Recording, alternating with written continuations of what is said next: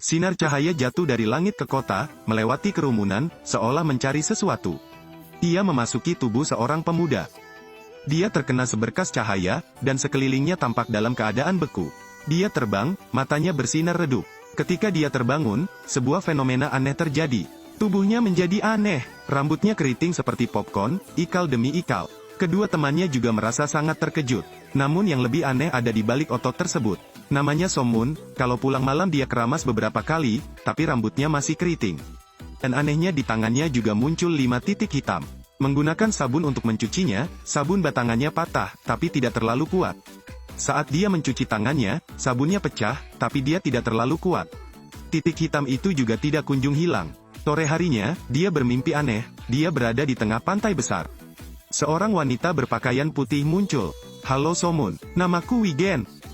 Keesokan harinya, Somun berangkat ke sekolah seperti biasa, karena dia mengalami kecelakaan lalu lintas. Orang tuanya meninggal di tempat kejadian. Dia selamat, namun menjadi cacat dan pincang. Setiap hari dia harus membawa tongkat untuk berjalan-jalan, tapi untungnya saat dia kesepian. Kedua sahabatnya selalu bersamanya. Mereka berdua tidak mengkritik Somun, mereka mengantarnya ke sekolah setiap hari. Namun semakin jujur, semakin mudah untuk ditindas. Ungmin diintimidasi oleh para pengganggu di sekolah. Teman-teman sekelasnya, tidak ada yang berani membantunya.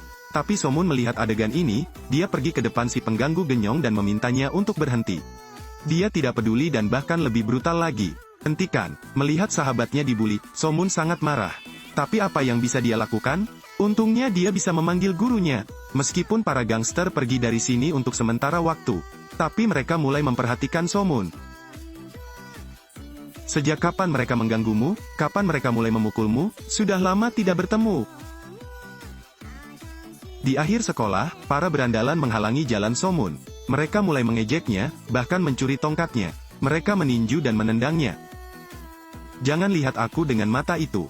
Kamu akan mati." Saat Hyoku hendak menyerang, seorang gadis mendekat. Dia mendorong sekali, Hyoku terdorong ke bawah beberapa meter.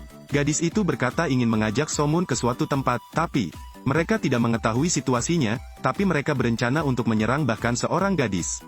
Namun hanya dalam beberapa pukulan, ketiga gangster yang sebelumnya agung itu dihajar hingga jatuh ke tanah. Somun bertanya pada gadis itu kemana dia akan membawanya. Dia membuka telapak tangannya. Lalu dia mengatakan itu, "Pergi ke surga. Ini adalah toko mie untuk pengusir setan. 2 mangkuk mie, makanan enak." Mereka juga mempunyai kekuatan super. Misalnya saja Motak yang hanya menggunakan 3 jari saja sudah bisa mematahkan pisau. Atau misalnya Bumaeok, kekuatannya tidak rata-rata. Dia memiliki sihir penyembuhan khusus. Dalam masyarakat saat ini, menemukan seseorang untuk menyembuhkan setan bahkan lebih sulit daripada pergi ke surga. Tentu saja, orang yang paling kuat adalah dia, Dohana. Dia memiliki indera keenam, yang berspesialisasi dalam menemukan keberadaan roh jahat. Daimi yang terlihat biasa saja ini ternyata sangat terkenal. Tapi mereka hanya buka selama 3 jam. Karena menangkap roh jahat adalah misi mereka. Hari itu, Hana mendengar suara spesial. Itu dimenangkan. "Berapa levelnya? Saya kira itu sekolah menengah." "Tebak apa? Mungkin itu sekolah menengah." Tampaknya mengeluarkan 2 jenis suara. Hanya roh jahat level 3 yang dapat mengeluarkan 2 jenis suara. Karena dia belum pernah bertemu dengan roh jahat level 3, dia tidak terlalu yakin. Mereka mengemasi peralatan mereka dan segera pergi. Turut serta dalam aksi ini, ada orang lain, yaitu Paman Choljung yang sedang tidur di bas ini. Dia juga seorang pengusir setan. Setelah mengetahui lokasinya, mereka menuju ke tempat berkumpulnya. Melihat alam spiritual, Nona Maeok merasa tidak enak. Ini membuktikan bahwa roh jahat kali ini sangat ganas. Dan Hana di sisi ini bertemu dengan roh jahat di atap. Tapi dia menyerangnya, tapi berlari ke atap dan melompat ke gedung berikutnya. Dia meninggalkan senyuman mencemooh. Tapi pengusir setan tidak mudah diintimidasi. Hana pun melompat 1 langkah ke gedung berikutnya. Dia adalah roh jahat tingkat 3. Setelah menerima kabar ini, keduanya dengan cepat berlari menuju ke arah Hana. Di sini, Hana mencegatnya terlebih dahulu. Tetapi jika dia sendirian, mustahil untuk menghadapi roh jahat ini. Saat ini Paman Motak sudah datang, dia sehat sekali, bisa membuangnya sejauh 10 meter. Tapi staminanya pulih. Kali ini dia menggunakan 80% kekuatannya, menjatuhkan Motak ke tanah, menendang Hana menjauh. Bahkan jika kalian berdua menjaganya, tapi hanya dengan 1 teriakan, dia bisa menghempaskan mereka berdua. Pada saat genting, Bu Mayok tiba. Roh jahat itu merasakannya, jadi dia lari. Tapi dia memasuki alam spiritual Choljung. Di bidangnya, dia tidak terkalahkan. Paman Choljung menahannya, menunggu 3 orang lainnya berkumpul. Namun pada saat itu, alam spiritual lenyap, karena waktu telah habis. Kali ini roh jahat itu menerima serangan Paman Choljung. Dan dia tidak lagi ceria, dia mengambil batang besi dan menikam Paman Choljung. Jiwa yang luar biasa ini, roh jahat tidak dapat diabaikan. Kali ini, dia makan sesuatu yang luar biasa. Tapi, aura putih keluar dari tubuh Paman Choljung. Ia terbang ke langit, menyatu dengan seorang anak SMA yang kakinya lumpuh. Saat mereka bertiga tiba, semuanya sudah terlambat. Setelah itu, mereka mengetahuinya. Wigen di tubuh Paman Choljung sudah masuk ke tubuh siswa. Somun adalah seorang siswa dengan kaki lumpuh.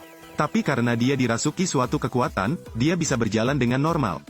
Dan dia juga memiliki kekuatan magis. Menghadapi Hyoku yang menindas dia dan sahabatnya.